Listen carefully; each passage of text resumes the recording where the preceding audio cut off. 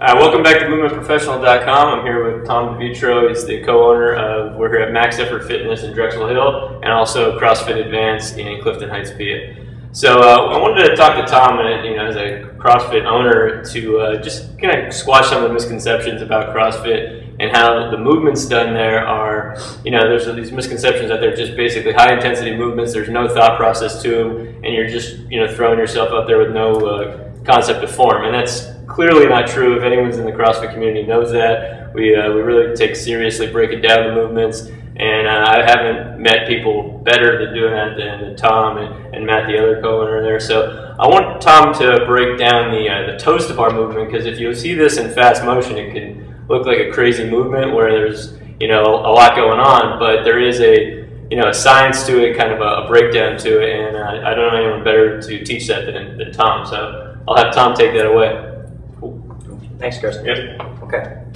Here's a couple of them just so you see what they look like, done the right way, and then we'll break it down each step of the way.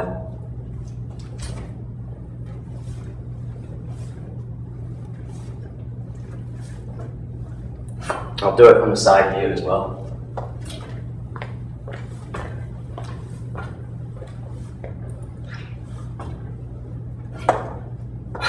Okay. Someone comes in, want to learn toes to bar, or has to. First step of progression, just if they can hang free from a vertical position. I like the hands a little bit outside shoulder width, depending how long the torso is, how long the arm length is. But generally, just outside shoulder width, knees and ankles locked together in a nice hollow position, head to neutral. Just have them hang free for about 5 to 10 seconds. And drop. Point of progression number 2. Hang free, flex the knee, and then switch and extend.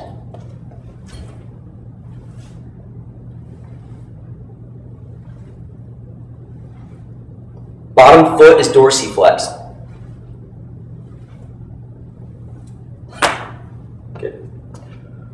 Point of progression number 3. Both knees, hanging knee raise from a vertical hang. Coming down with control. Head's neutral.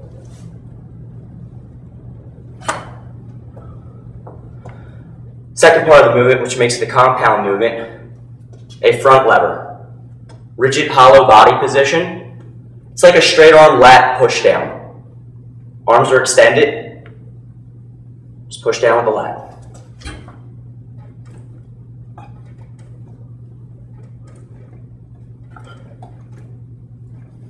Do a side angle so you can see the body position stays hollow, and when you come back down, you go right to extension, not back down into a hyperextension, which commonly happens a lot just to get the movement done instead of doing the movement proficiently.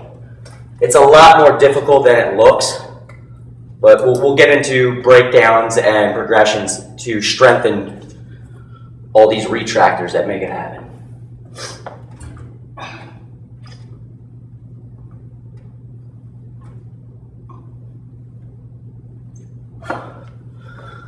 If you can successfully conduct a front lever and come back to extension, and you can successfully do a hanging knee raise from the vertical hang, now all I want you to do is put the two together, okay? You may round at your lower back when you put the two together, but as long as it's secure while it's flexing, in my opinion, that's okay. And when you're coming down, still go back to anatomical extension, no hyperextension.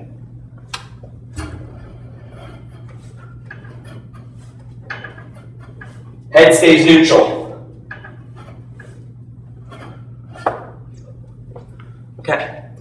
If you can achieve knees to elbow and you have the hamstring flexibility, that's when you can try to attempt toes to bar. It's just a flick up right in between your hands.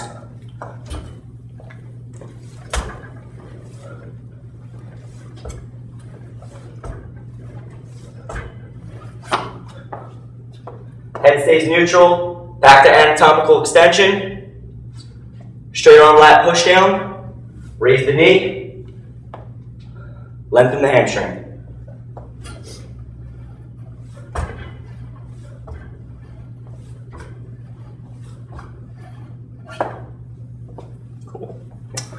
think that's a great little piece there. And I think that's one of the things to talk about too is, if you're in a class setting, we're doing this as conditioners, like someone can't do toes to bar yet.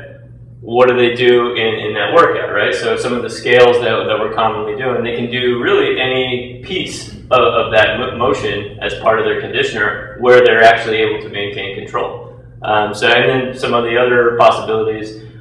So what are some of the scales that you usually use if somebody you can't even hold onto a bar, but they still want to do the conditioner in the CrossFit workout? What can they substitute that would be a similar type of motion? Okay, well, if someone wouldn't be able to physically hold on to the bar, right. I like to work the angles, right. take away the distance, take away the resistance.